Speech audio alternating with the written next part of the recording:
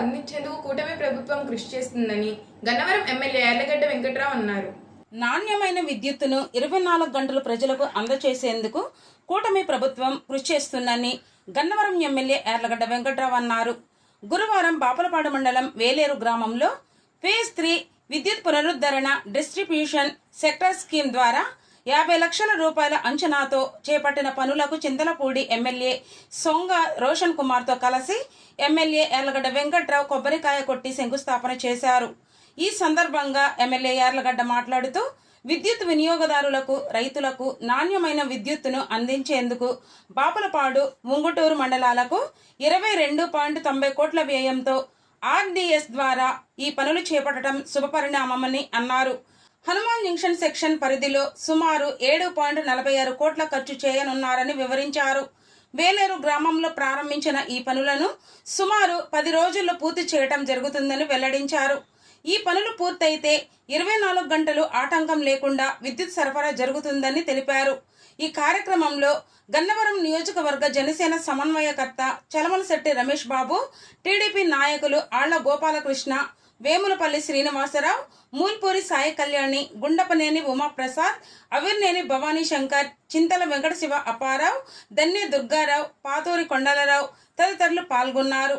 అనంతరం బాపులపాడు మండలం వేలేరు గ్రామంలో నూతనంగా నెలకొల్పిన టెక్నో ఇన్ఫ్రా రెడీమిక్స్ కంపెనీని చింతలపూడి నియోజకవర్గ శాసనసభ్యులు సొంగ రోషన్ కుమార్, దెందులూరు నియోజకవర్గ శాసనసభ్యులు చింతమనేని ప్రభాకర్, గన్నవరం నియోజకవర్గ శాసనసభ్యులు యార్లగడ్డ వెంకట్రావు కలిసి ప్రారంభించారు.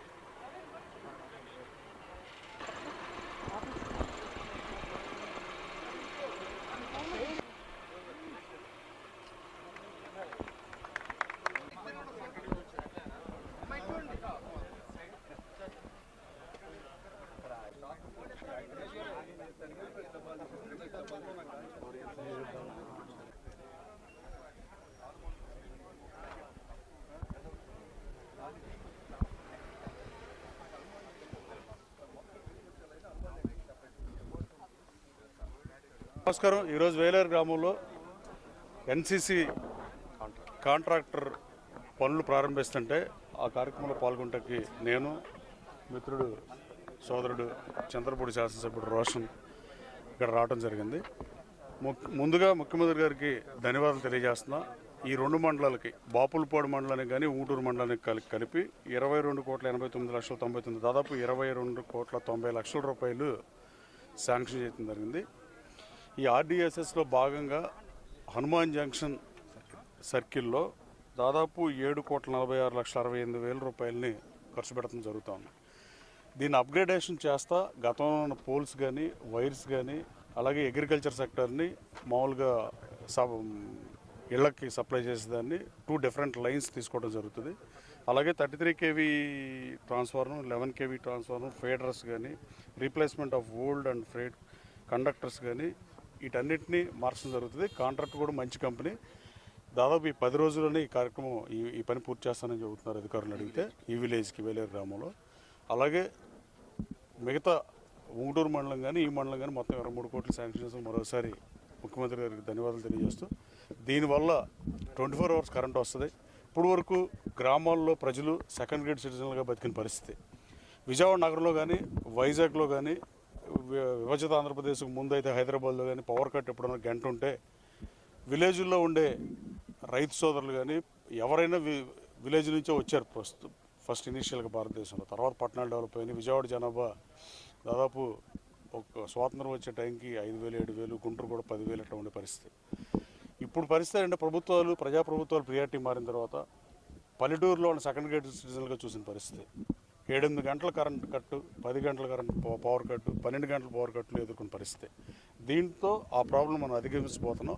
రాబోయే కాలంలో గ్రామాల్లోని రైతు సోదరులు కానీ గ్రామాల్లో నివసించే ప్రజలు కానీ సెకండ్ గ్రేడ్ పౌరులు ఏమాత్రం కాదు, పట్టణాల్లో ఉండే పౌరులతో పాటే వీళ్ళకు కూడా సేమ్ 3 ఫేజ్ కానీ 24 అవర్స్ కరెంట్ కానీ, అలాగే రైతు సోదరు 9 గంటల కరెంట్ ఎలాగో ఇచ్చేదే. దీన్ని మళ్ళీ రెనోవేట్ చేస్తున్నందుకు ఫండ్స్ ఇచ్చినందుకు మరోసారి ముఖ్యమంత్రి ధన్యవాదాలు తెలియజేసి, ఇది మంచి ప్రభుత్వం అని చెప్పడానికి ఇది ఒక ఉదాహరణగా మీకు తెలియజెప్పదలుచుకున్నాం. Thank you.